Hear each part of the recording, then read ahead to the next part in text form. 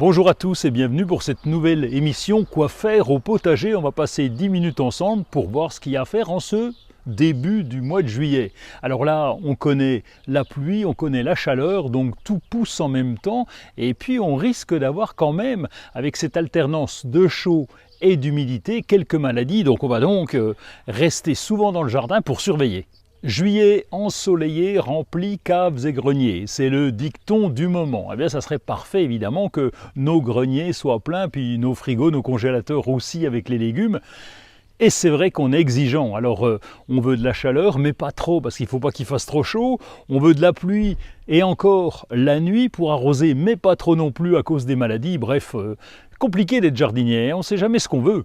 Au sommaire de cette émission, on va lutter contre les limaces. On va faire un focus sur la tomate as de cœur. On va gérer les framboisiers. Tailler en verre la vigne, on va entretenir le basilic, protéger les myrtilles et cuisiner les tomates, et bien justement les as de cœur. Cette année, avec un hiver pas trop froid, les trompes d'eau de ce printemps, eh bien c'est une année à limaces, et des limaces, il y en a partout. Elles sont vraiment nombreuses, alors des petites, des grosses, des oranges, des brunes, des tigrées. Les limaces font partie de la vie du jardin, mais évidemment, trop, c'est trop. Les éradiquer toutes, c'est quand même compliqué. Alors on va essayer de limiter leur action, du moins sur le potager. La première méthode, elle consiste à les prélever, à les déplacer. Si vous avez un bout de jardin géré en mode pourrissoir, ça c'est dans le fond du jardin avec des déchets de taille ou de tonte, amenez-les là-bas. Elles auront de quoi boulotter grandement et quand elles sont là, elles ne vont pas sur nos choux. La seconde méthode, c'est de pratiquer le compostage de surface. En coupant les herbes indésirables et en les laissant se décomposer sur le sol, les limaces vont s'en occuper en priorité. Oui, on peut rappeler que le rôle de la limace, c'est de nettoyer le sol. Offrez-lui cette opportunité en sarclant vos herbes indésirables du potager. Sinon, il existe aussi des protections qui empêchent les limaces de s'attaquer aux jeunes plants. Ça leur laisse au moins le temps de pousser. Voilà, chez nous, c'est comme ça qu'on gère les limaces. Il y a bien d'autres méthodes plus ou moins efficaces. Et vous alors, comment faites-vous? C'est bien de partager aussi vos techniques. La variété as de cœur est une tomate vigoureuse. Alors elle pousse évidemment en pleine terre, mais aussi en serre et pourquoi pas en pot. Elle a le gros avantage d'être résistante à la fusariose et au virus de la mosaïque. Ça, c'est déjà pas mal. Sa précocité est moyenne, mais avec une bonne fructification. Alors non seulement as de cœur est très productive, mais en plus ses fruits sont beaux, rouges et charnus. Il faut dire que chacun d'entre eux pèse en moyenne 200 à 400 grammes. Et vous remarquerez que ces fruits sont réguliers et homogènes. Et en plus, elle a un côté esthétique. Elle est de forme allongée, sa couleur est rouge, comme une véritable cœur de bœuf. Côté chair, elle est épaisse, charnue et d'une exceptionnelle saveur gustative. Alors fondante et légèrement acidulée. D'ailleurs, cette haute qualité gustative en fait le fruit parfait pour vos salades, pour la confection de vos tartes salées ou même pour les tomates farcies. C'est vraiment tout l'intérêt de cette as de cœur, ce sont ces fruits, vous allez voir, vous allez craquer. On l'a vu, la pluie, c'est un vrai problème avec les limaces, mais par contre, elle a un avantage, c'est que ça fait pousser plein de plantes, y compris les framboisiers. Du coup, pour la récolte, il faut un peu écarter les tiges, car les nouvelles pousses sont très grandes et cachent les premiers fruits de la saison. Ça veut dire que les framboises sont bien là. Alors, plongez au cœur de vos plantes et récoltez avant qu'elles ne tombent par terre. Évidemment, si les tiges ont poussé, les mauvaises herbes aussi. Et il est temps de les retirer au fur et à mesure de leur apparition, ceci afin de limiter la concurrence entre vos plantes. Si ce n'est pas déjà fait, n'hésitez pas à pailler le pied de vos framboisiers. Certes, l'eau du ciel n'a pas manqué jusque-là, mais nous rentrons seulement dans la période des grosses chaleurs, alors prudence.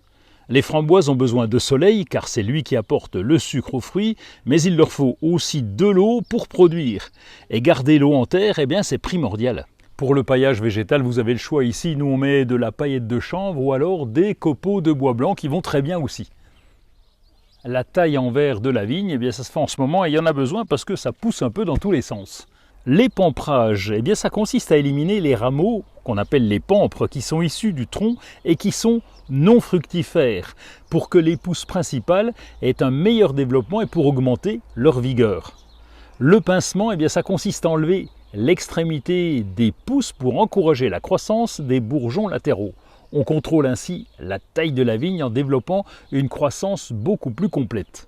Et surtout, ça permet de réduire la sève pour former du bois et ainsi on améliore la qualité et la grosseur des raisins. Si votre vigne a trop de grappes de raisins, elle peut avoir du mal à les nourrir toutes. Dans ce cas, eh bien, vous pouvez aussi enlever certaines de ces grappes pour aider la plante à se concentrer sur celles qui restent. La taille en verre permet d'améliorer la santé et la productivité de la vigne. Par contre, il ne faut pas tailler trop sévèrement, évidemment. Le basilic a besoin de beaucoup de lumière et de 6 à 8 heures de soleil par jour. Alors évidemment, au jardin, on va choisir la bonne exposition. Et si vous le cultivez en pot, eh bien, on va placer le pot au soleil de l'après-midi. Pour bien gérer cette herbe, il faut accepter sa petite contradiction, c'est une exposition ensoleillée et un substrat toujours humide, mais alors avec un sol bien drainé. Bon, la tâche est un peu compliquée. Pour ça, eh bien, on va pailler le dessus de la terre ou du terreau. Arroser sur le terreau régulièrement pour le garder bien frais, mais pas détremper. Retirez l'eau de la soucoupe quand il s'agit du pot et préférez arroser le matin de façon à éviter l'excès d'humidité pendant la nuit. Assurez encore le coup et placez au besoin une bouteille d'eau avec une tête céramique à planter au pied de ce basilic. Pour favoriser le développement du feuillage, eh bien, on va pincer les tiges supérieures. En retirant le bouquet final, vous favorisez une croissance touffue et vous éviterez que la plante ne fleurisse trop rapidement. Lorsque les fleurs apparaissent, eh bien, on va les supprimer aussi. Or ce bouquet floral, eh bien, on va le pincer entre le pouce et l'index et n'oubliez pas que ces fleurs sont comestibles, on peut les rajouter dans les salades.